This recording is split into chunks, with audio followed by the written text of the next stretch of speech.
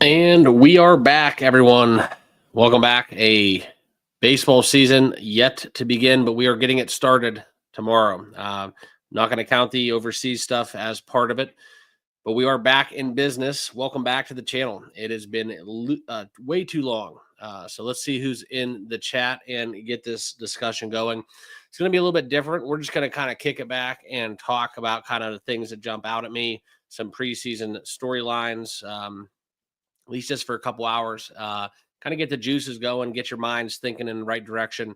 There is a little bit of a transition we're going to have to do from basketball to baseball, and we're going to be juggling some NBA, some hockey, but we'll get it done. Let me know who's all here in the chat. Make sure you have those thumbs up. Let YouTube know that we are live right now talking MLB betting. We're going to get a little season preview in before we get the bets, before we get the picks all done.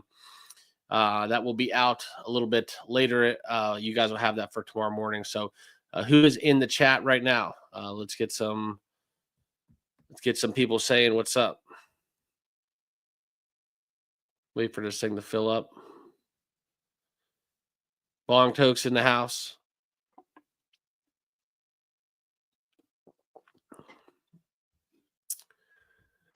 I don't know. It might be too late in the evening, but we'll see if we can get at least 20 people in here before we go live. Let those notifications get out. Byron, what's up, man? Shoot a parlay.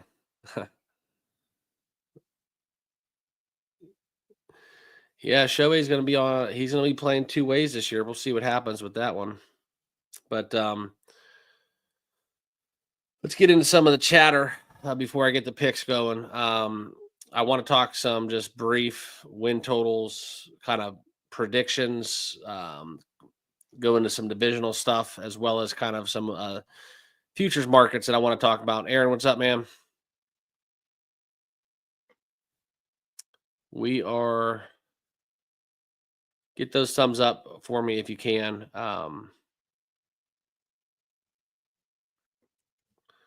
Waiting for this thing to fill up, and if it doesn't fill up, then so be it. But we'll give everybody a couple minutes to get in.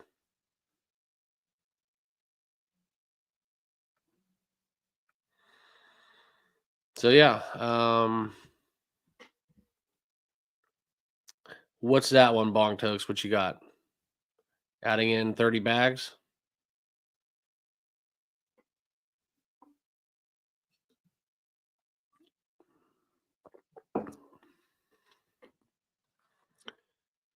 Ten people in the house. Hit those likes. Get those thumbs up if you can.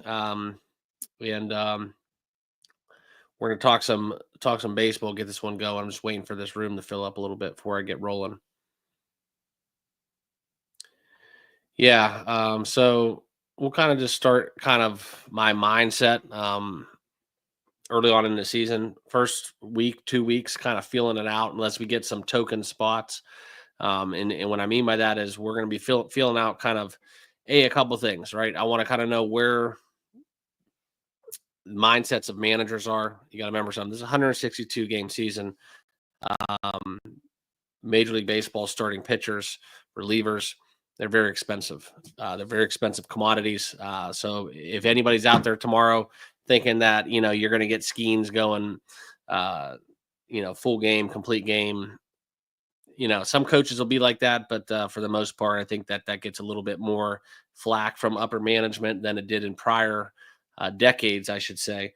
So we're going to feel out kind of the leashes that the coaches, there's a lot of dynamics early on to pick up. This isn't spring training anymore. We got to pick up kind of, pitch counts coming off injury, how the rotations are going to be, how much are they going to use bullpen pitchers on rest. We're going to be talking about kind of road spots early on. It's not something where I'm going to look at tomorrow and see a game that just jumps off at the page at me, like I always like to say, and we're going to lay like a 5-unit play down on that game first day opening season. If you do that, you're gambling. You're not betting. Okay. So that's kind of what the difference is with my approach. So the first week or two, we're going to be kind of feeling out these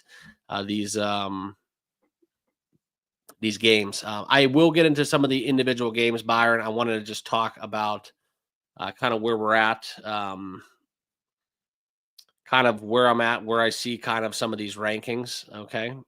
Projected wins are something that I do like to get into. Futures bets, I want to run through those real quickly. We're going to try to go live here. Apparently, everybody's kind of probably sleeping where they thought I was going at 9:30, but it is what it is. Okay. But I want to talk about some win totals here. Okay. The the interesting thing about this right now, that we're looking at right here, is you got to have that line of demarcation for a lot of teams. Right where you hit about 80 games, and that's kind of where you want to play win totals. You got to look at value. You got to look at rotations, bullpen. I mean, it really does go deep into the weeds. I think the big storyline for us, as baseball bettors, okay, is you kind of have to take this one division by division, okay, and the way I kind of start out doing it is looking at kind of preseason,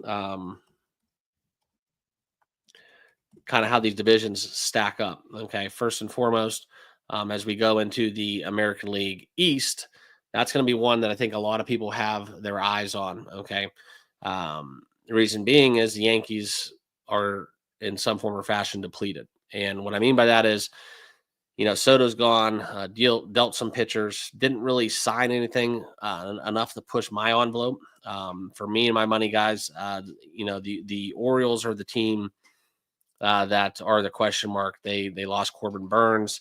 The Diamondbacks, a lot of players, a lot of young players are going to be kind of coming up on those contracts, and it's going to be something where you deal with commodities, assets for an organization. A lot of those players are great bats, but they play the same position. So it's going to be interesting to see the Orioles. They have a very good problem to have, mind you. Okay. You got Vladdy with the Blue Jays. That's going to be a contract decision. Rays get McClanahan back into the rotation. I think that's going to be something that I'm going to throw some money on. A little long shot, maybe a little McClanahan Cy Young long shot for me. That's going to be something that we're going to look into. But I think that right now, odds on, and I'm going to share with you guys kind of what we're looking at right here. Okay. We're going to kind of pull up the DraftKings. I'm going to use DraftKings to do this because it just fits my screen better. It doesn't mean that I use DraftKings as my end all be all. I'm not affiliated with them. But as we look into kind of the team futures here, okay. Let's get down here. There are a lot of fun bets for opening day. But as we look into the divisions, this is something I think is going to be one of the most bet things out there. Okay. That's going to be the AL East, taking the Red Sox at 3-1. Okay. I think that's going to be one of the best kind of props out there in the marketplace. Red Sox 3-1, signing Bregman. Interesting how that all vibed out. You get, Devers kind of saying third base is his position, and next thing you know, he's opening day DH. So that's kind of what we have to look forward to this season, how that dynamic kind of feels itself out. But for my money, guys, if you're going to bet any kind of futures, I'm jumping on the Red Sox at 3-1. You can actually find a better number, I believe. Okay. A lot of people are taking the Reds out of the NL Central. Okay. There you go. Seeing them 550. That's something worth interesting to point out. Ellie De La Cruz, they get a little bit of a help off injury as well. Younger team, more experience, another year under their belt. But the Cubs, they're going to be interesting to watch. Okay, Justin Steele, very great couple pitchers at the top of that rotation. Their bats, they did improve offensively, I think, in the offseason. I think everybody can agree on that. The Brewers are still going to be the squad. Cardinals are a definite fade. But as we look into this, guys, it's a three horse race. I think the Reds are a long shot at plus 550. Maybe not to be a lock, but they could be a surprise kind of story, outside of the Cubs and Brewers. Imananga and Steele heading that Cubs rotation with a improved bat lineup. Pete Crow Armstrong's going to have a strong year, I believe. So that's going to be something fun to watch unfold in the NL Central. Okay. Kuhn is back for the Braves. Phillies, we all know them plus 215. That's kind of where my head's at. The Mets, they're going to be a team that arguably, acquiring Soto, they're going to need some help. That's why they're not the odds on favorite after the Soto edition. But the Braves, in my money, they get Spencer Strider back. Kuna's back. Undoubtedly the best team in that division. Will they stay healthy? Will they complete the deal? Plus 110. It's plus money, but it's not like I don't agree with the price here as the Braves are the odds on favorite in that division. Okay. As we look at the AL West, Astros plus 125. It's interesting. I go a little bit deeper down the odds board. I think the Athletics team is going to get better. Young team, scrappy team. Loved taking some Athletics money last year. Cashed a lot of tickets doing that. But the Athletics, for my money, guys, 30-1. The move to Sacramento temporarily before they go to Vegas. That's going to be interesting to see unfold. I don't want to say I'm fading them, but I want to see how they're going to be on my no bet list for a while, just being honest. But the way I see this unfolding, the Angels get Trout back. We'll see what happens, but I think it's a three-headed race as well: Astros, Rangers, and Mariners. And for my money, guys, I think this is bet money best spent backing the Texas Rangers to come out of this division. If I had to give you guys a bet, the AL Central is very interesting. We look at the Twins, the Royals, the Tigers, and the Guardians. Okay. Twins are fully healthy. They got a three-headed monster on offense with Buxton, Correa, just to name a couple. I think that's going to be fun to watch them play. You can see by the C on my chest, back in the Guardians. And if nobody picked them to win the Central last year, they're going to have a lot of young players. Okay. Bieber's back. We'll see what happens. For personally, though, guys, for my money, I got to be honest with you guys. The Tigers plus 270, the Royals plus 270. That's kind of what's jumping off the page at me. It's hard to turn down Indians money at 3-1. I just don't necessarily, dealing Jimenez. I don't agree with that move. We'll see what happens, but this is something where I think you take Guardians at the value 3-1. Other than that, you're basically flipping a coin with the Royals, Tigers, and Guardians. I think the Twins have it, but they're just not going to be quite there. Okay. Then the NL West, that's going to be fairly fascinating. Minus 500. I'm sure there's a lot of people out there right now, okay, that are just looking at that Dodgers win total. They already got 2 wins, 2-0 to start the season off before it even really starts. That's kind of why these, you can see the win total right now, 103.5. That's going to be fairly interesting to see. Will they win 104? We see Byron in the chat. He already brought that up. And I got to be honest with you guys. I think that that number's high, but it leaves really no room for error for injury. Mookie Betts is a little banged up. Ohtani's playing 2 ways this year. Adding who they added in the offseason. I mean, you got to tip your cap to the Dodgers. Definitely. There's a reason why they're the number 1 team odds on favorite to win the World Series back to back. And quite frankly, I think it's still too long. Okay. And the only issue I have with taking it right now is I don't think you're going to get a worse number, in the back half of the regular season. Okay. So I think if you do like the Dodgers to win it all, I would just tell you to wait till after the All-Star break. That's kind of where my head's at. I love the Dodgers this year. Padres, Diamondbacks, 6-1, 10-1. Interesting. Maybe the Dodgers get some injuries. Maybe they get some regression. But I really don't see a way in heck that any team can in that division are going to be able to win more games in the regular season than the Dodgers. So especially you could see that with the win total at 103.5. Okay. So that's kind of where we're at. I want to talk to you guys real quickly about the awards as we get into the awards market. Okay. And this is where we're going to look into a couple things. American League MVP. Okay. This is fairly interesting. You can see a lot of people down the list here. Okay. And Bobby Witt 4-1 is fairly fascinating. I personally would go in favor of that. I don't really want to back Julio Rodriguez at 20-1. I'm not going to take a pitcher. But it's very, very interesting to see what's going on within this odds board. I mean, this is kind of a very interesting proposition early on in the season. Definitely some value if you get ahead of this one. You got some good numbers up to 20-1. Then you get really deep into the weeds when you start getting that 40 to 51 value. I really, quite frankly, don't see anybody outside of the top, maybe 6 of the 8 odds-on favorites taking home the hardware.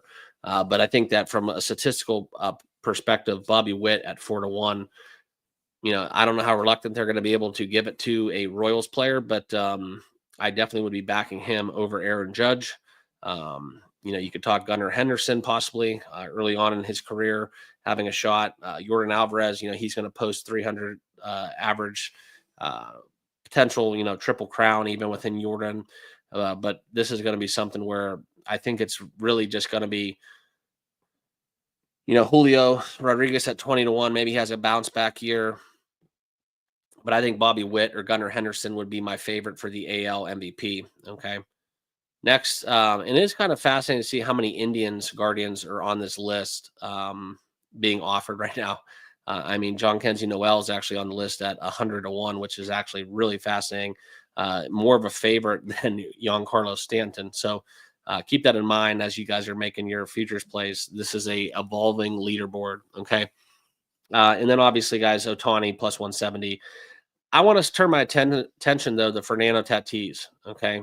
8-1 Tatis at 8-1. I think he's gonna have a hell of a year. And even Juan Soto for the Mets, being in a different league outside of having, I know he has Lindor now, but outside of that, guys, it's just this odds board is kind of crazy. This is where I would see some value. Potentially even you go Ronald Acuna. 16-1, that's crazy odds off of injury. If there was a comeback player of the year, he'd be on my list for sure. You could talk Kyle Tucker a little bit, but I think it's going to be, if I had to spend some money on this, it'd be very hard to fade Ohtani, especially if he's pitching and hitting. But he should win it every year. It's kind of like that LeBron phenomenon. But there is some value in my opinion. Okay. And Pete Crow Armstrong, 150-1. Do not be scared of that. That would be kind of my flyer in this list, that in this category, taking Pete Crow Armstrong, a little PCA MVP. You just never know. Also Jackson Merrill, 35-1. That's some pretty good odds for a second-year player. These are just long shots. Okay. Machado's down that board, 45-1. But I think for us guys, Tatis, you're going to have to fight with Lindor and Soto. Lindor almost got it last year, but now they add Soto to that lineup. It's going to be interesting. Okay. It's going to be very, very interesting. Trey Turner, I think he has a bounce back year as well for the Phillies. But, even Freddie Freeman, 22-1. It's kind of like the players that should win it. They all have to compete against each other. And the only thing really differentiating Ohtani, Betts, and Freeman for the Dodgers is the fact that Ohtani pitches. Okay. So that's kind of why I would turn my attention to Acuna or Tatis in this regard. I think that one of them probably is a better bet than taking the plus 170 for Ohtani. Ohtani gets hurt. That's just basically you're taking even money on an MVP. I don't like that. Okay. So if I was going to bet this, it would probably be in line with Tatis or Acuna and potentially even a little flyer with Jackson Merrill. And like I said, guys, a little bit of long shot odds with 150-1 with Pete Crow Armstrong. Okay. And that's kind of where we're at. We're going to talk Cy Young a little bit. And yeah, AL, you get Skewball once again, plus 380. Crochet's dealt from the White Sox. That's going to be interesting to see. Don't mind him at 450. But you go down the odds board, you definitely get some value. All it takes is one injury to kind of set somebody back. DeGrom's at 14-1. I don't know what kind of year he's going to have, compared to times past. But we really look at this thing. I think Shane McClanahan at 30-1 is some great value personally. That's kind of where I stand. Gavin Williams for the Indians, 50-1. If he keeps the ball down, that's some great long shot odds as well. But this is a very, very big list. Okay.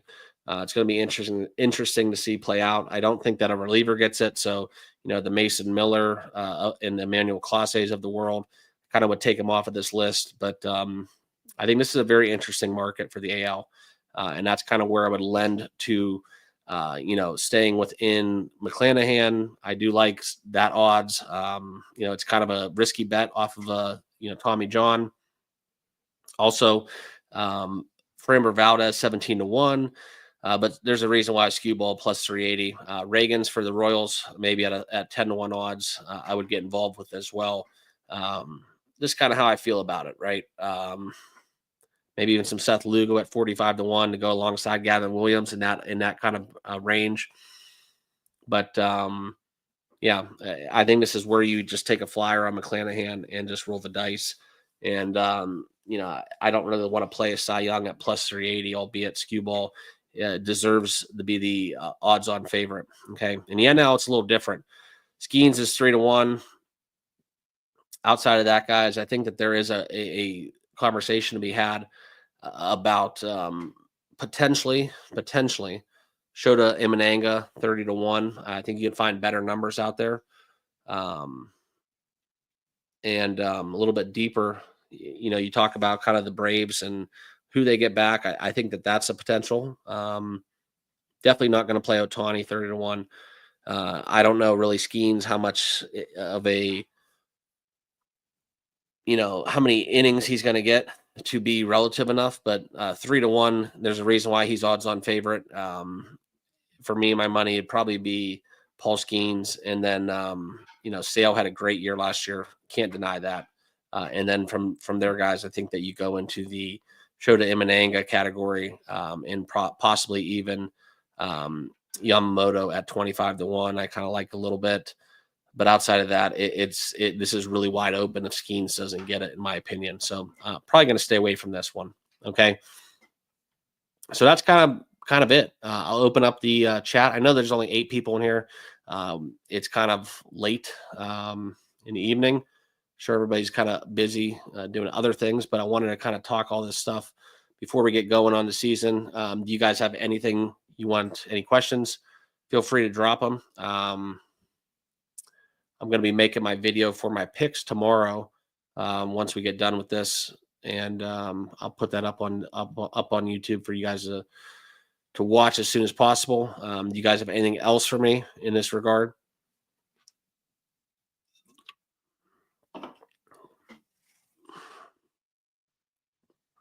Rockies under wins. Okay, so that's very interesting. Let's look at some win totals. Okay, so I'll pull this up.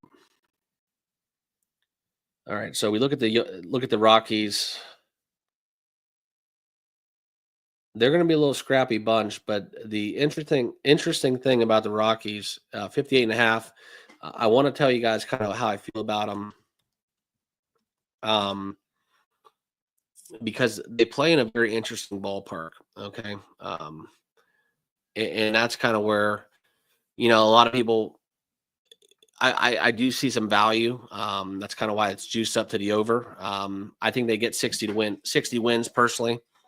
I think 58.5 might be a little too low. But if we look at kind of the last season, 61 wins for the Rockies. Okay. So keep that in mind. I mean, they have the numbers set pretty good. A little bit of value. Overall losing franchise. So stuff can happen. But the teams that I'm eyeing for win totals that I think are potentially a little bit too low. Texas Rangers 85.5. I might be going over that. The White Sox at 53.5.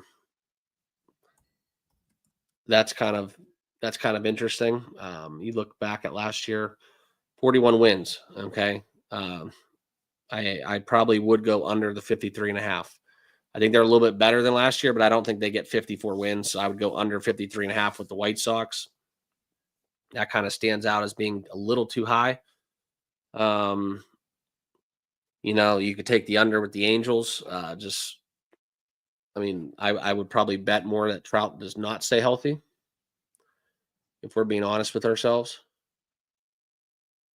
Guardians over 82.5. A lot of people are expecting some regression for them, that they're not going to have anywhere close to the season they had last year. You can kind of talk about, I'm trying to find out this, 92 wins last year. So that's giving you about 9 wins of cushion. Or I shouldn't say that. I should say 11 or 10 wins. So will they win 10 less games and go under 82.5 potentially? I'm probably going to, if you force me to bet the Dodgers, I probably would go over, but probably would stay away from that one, to be honest, now that they have 2 wins under their belt. Padres 85.5 is interesting. The Phillies 91.5. I find that one very interesting as well. I think that one is kind of very interesting, considering that they've, in the last 9 seasons, they've only had 2 90-win seasons. So, winning 95 games last year, that's pretty spot on. Braves 93.5. That's interesting. I'm not going to get involved with that. When I take win totals, I look for teams that are not going to be kind of good teams, and then we try to find some value in between that. Okay. Athletics, the 71.5 is very interesting. I feel like they're going to be a road team almost every single game this year, and that total set at 71.5. I think they're going to be better, but can they continue to win on the road now that they're playing in Sacramento? I probably would venture the under with the Rockies, just being honest. I'm sorry, with the Athletics. A little bit deeper into this. This is probably how I would bet. Most regular season wins by any team, going under the 106.5. I know it's juiced up, but that seems to me like free money.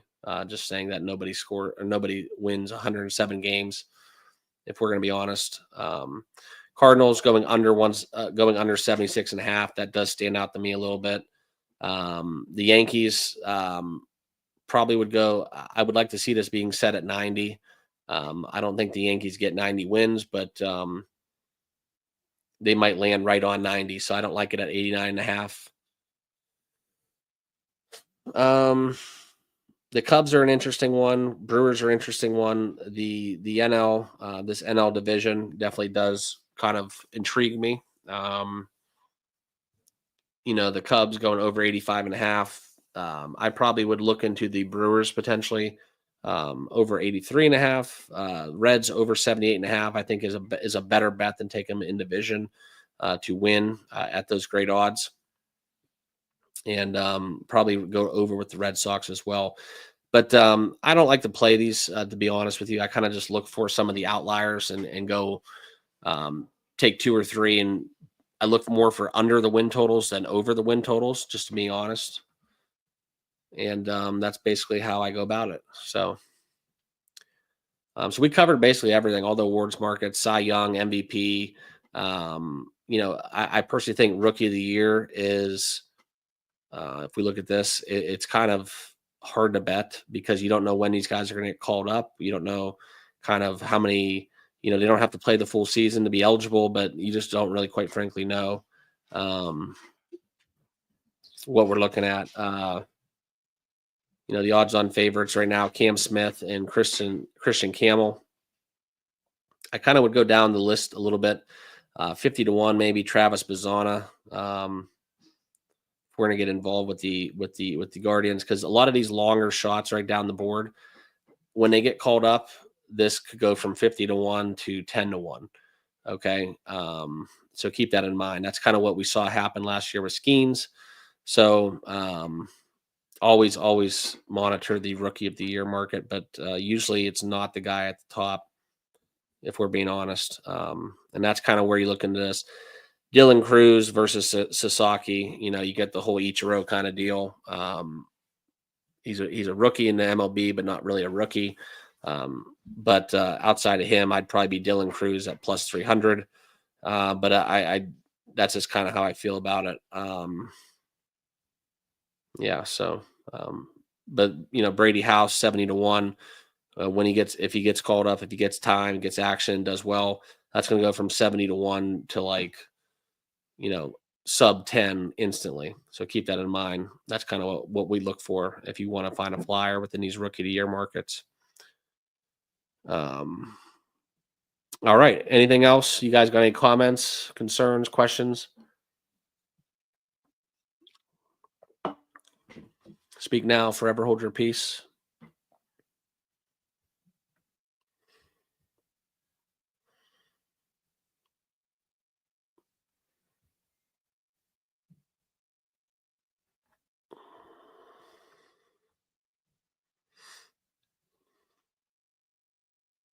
Go Royals. Excuse me.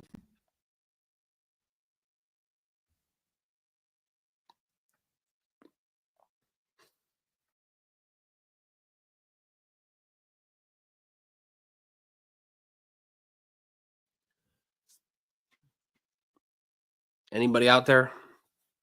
Final comments before I sign off? Witt MVP. Yeah, I could get down with that.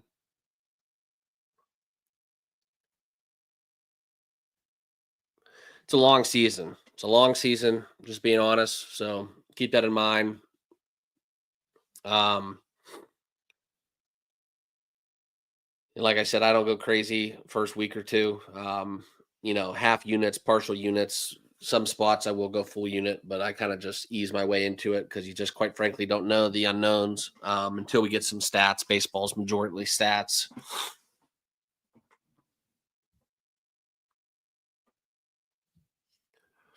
So, all right, guys. Well, a little half-hour live stream. Appreciate you all tuning in this evening. Thank you once more. I will have my video posted with my best bets for opening day. Tune into that. Appreciate you all. Good luck with your picks, and feel free to reach out on Discord. And the premium site will be up very, very shortly. If you guys have any questions, message me on Discord. Just working on some of the finer details, and then we will launch that. So have a good night, and we'll talk to you all tomorrow. Peace.